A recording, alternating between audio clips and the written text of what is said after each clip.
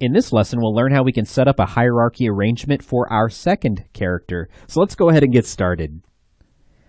All right, so we're going to basically set up a hierarchy arrangement for our second character, pretty similar to how we did with our tentacle space monster, although there will be some differences in just the way that we connect certain parts. These are two contrasting characters. They're broken down and designed differently. So just going through this a second time, I think will give you just a good reinforcement as to how you can start to rig a character that has different body parts that are rigged with deformers, okay? So basically how we can connect all of those deformed body parts together so that they, if we move the body, the arms and the legs follow along and so forth. Really quick though, before we jump into that, I just want to show you how in between lessons I went ahead and I rigged the hands and feet with deformers. So you can see the feet there. I basically dropped just some curves. That's actually the leg. I want to make sure I grab the foot. So you can see how I dropped some curves on both of the feet there. And I think that would work really nicely for his feet, especially if you're doing a walk cycle. You can get some really nice little bends with those curves. Same thing for the hands as well. So let's go ahead and find our hand right there. And you can see basically how I dropped that chain on there. And again, with something like this where we've got an interesting shape like we have for the hands, just like we talked about with the Space Aliens boot. You want to kind of trial and error the placement of your deformation curve in this case. Just to kind of see what will give you the most effective bend for your character. And again, always remember, you have the option to switch in between deformers, just as we talked about in the previous lessons. So don't be afraid to kind of experiment with that as well. Okay, so let's go ahead and we're going to start with the head of our big-brained alien character, and we're going to jump into our network view here. I'm just hitting 2 on my keyboard to zoom in. So we could connect the eye and the mouth, basically the 2 facial attributes that we have for the head. We could connect it to that deformation head, all right?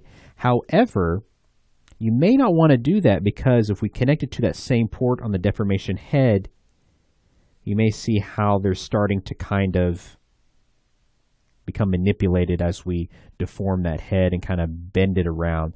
So you may not want to do that. Another option is you could create a couple of kinetic outputs, just as we've done before with our tentacle monster. And you could try that and they'll follow along. Okay, so that works as well.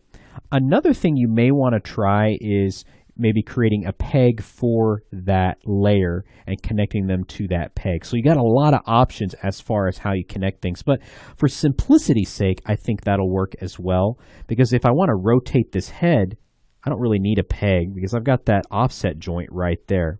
That's what's great about the deformers, once again, just to reiterate, is that it removes your dependency on a lot of pivots and pegs because you're essentially creating them, especially if you're placing those offset points at major joints like the shoulder or the neck or at an elbow, something like that. You don't really have to think about pivots really at all. Once in a while, you probably will want a peg just to basically move everything all together. Again, a peg basically records position information, not really any kind of transformations or anything like that. It's not going to record any kind of deformation. Okay, so I think that works nicely, so I'm pretty happy with that. We're able to basically manipulate the head without warping the eye or the mouth drawing. Okay. All right, now let's go ahead and focus on the body. So we'll go ahead and kind of navigate through our tree here. So there's our deformation body right there. So what we want to do is we probably want the head to follow along with the body, right? Now for the body, if you recall, we actually set it up with a perimeter deformation. So we really can't rotate that body at the base here and then have that head follow along. So probably what I will want to do for the body is actually create a peg. Okay, so I'm just going to go ahead and find my deformation body layer right there and select it since I have the module selected. And I'll just go ahead and hit this button right here to create a peg for that deformation body module. And it got dropped way down here in our network view, so I'll bring that way up. You can see that peg has been dropped on our camera view here. I'll grab my translate tool. I'll grab the peg itself. I might want to put it right about here. Okay. All right, great. So that basically allows me to, I can move the body around and what have you.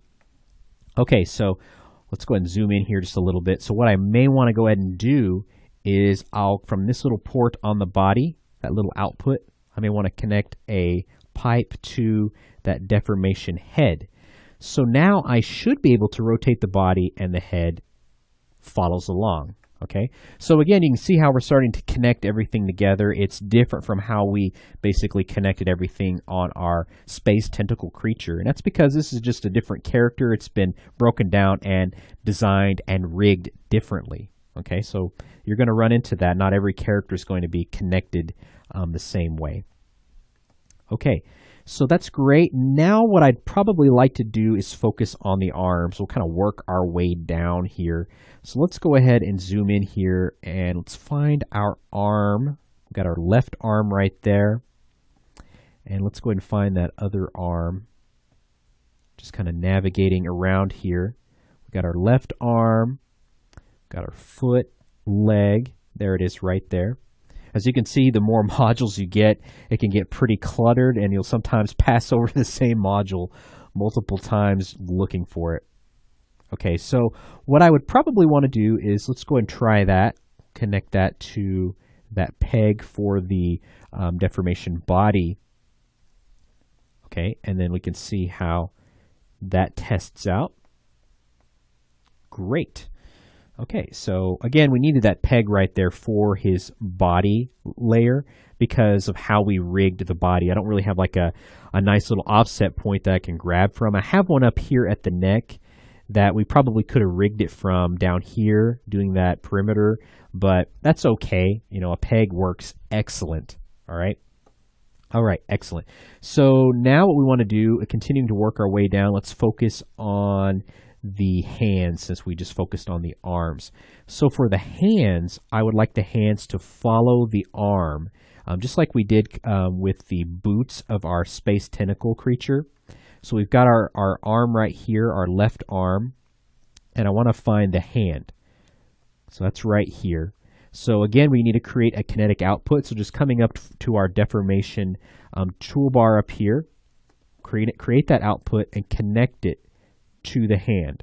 Basically, that allows the hand to follow along, and we're not trying to deform the hand. In fact, if we connected this pipe directly from the one output that it initially had into the deformation hand, it probably wouldn't even follow along. It probably wouldn't do anything. So this is the route to go. Okay, so let's go ahead and do the same thing with the other arm and connect that hand. So we have our right arm, and there's our right hand. And of course, we want to create another kinetic output. Again, very much the same as what we did with the tentacle alien's feet, or space boots, if you will. Okay, great. So let's go ahead and kind of test that out. I've got my deformation arm 1 selected, and we'll go ahead and just click on that button right there. So if I rotate that offset point, great. Hand follows right along. And again, I don't need any kind of peg or pivot or anything like that on that arm. I've got that joint right there at the shoulder covered with that offset point. So you can see why I really love the deformation tools in Toon Boom Harmony. All right, so working our way down, we want to basically attach those feet to, or the legs to the body. So we've got our body peg right here. Just zooming in case you can't see that very clearly. So we want to connect the legs up to that little port right there on the body peg. So we've got our right leg right there, deformation leg 1. We'll pull that right up there to that port, and we want to do leg 2. Pull that right in, and let's go ahead and test that out. Very nice. That's working out great. And again, we can still move the legs independently from the body because of the deformer bones we have on there. We've got that nice offset point at the major joint where that leg connects to the body. Okay, so you could you could essentially, if you're working out a pose, you could rotate the whole body, and then you could, rotate the leg in a certain way, and you can kind of start to see how you can really move this character around as we connect all these different parts together. Now, just like we did with the hands connected to the arms, we want to do the same thing with the feet to the legs. So we have our right foot, our left foot, and we want to put a kinetic output on both of the legs. And then connect that to the feet. And again, just test that out. See what it does for you. And there you go. Foot follows along very nicely.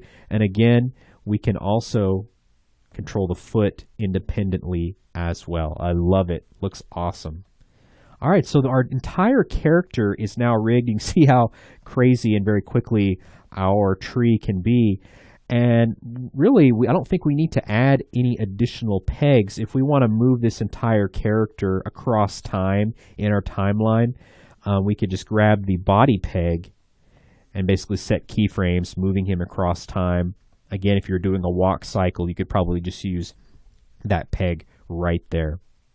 So now we have our entire character rigged here in our network view, basically rigged with deformers. Every aspect of this character, except for really the eye and the mouth, can be manipulated and moved with deformer bones or deformer curves. In this case, we're using both on this character. And what we've done now is just connected all those rigged, deformed body parts together. So they all are hooked together. So imagine it's like a toy or a doll where you basically connected all those movable pieces together now, and he's ready to be animated. And so, again, I love the deformation tools in Toon Boom Harmony. So I hope you've enjoyed this course. We've covered, I think, a lot of good information that will really allow you to just hit the ground running using the deformation tools here in Toon Boom Harmony. Again, it's exclusive only to Harmony. So if you're using Animate or Animate Pro, unfortunately, you won't have access to these really awesome deformers. So feel free to use these characters now that they're rigged, and try and pose them up or do a little bit of animation. Or if you feel like there's another way to rig a certain area more effectively, if you want to try a deformer curve along our big-brained alien's legs as opposed to bones, give it a try and see what it gives you. And then I also encourage you to try out these deformation bones and curves on your own characters and explore how you can basically set up a hierarchy arrangement for your own characters. Because again, as I mentioned at the beginning of this lesson, each character is different, right? You're going to break up each character differently, and so you're going to connect them a little bit differently each time. So I'm glad we went through this a second time, because I think it'll really be helpful to you. And then finally, another reason I love the deformation curves is because when you design your characters, you're not having to break them up into as many pieces, especially with things like arms and legs. We don't have to worry about designing a specific joint for the elbow and kind of wonder how it's going to bend just right. It just basically takes care of a lot of that. So thanks for watching this course, and we'll catch you next time.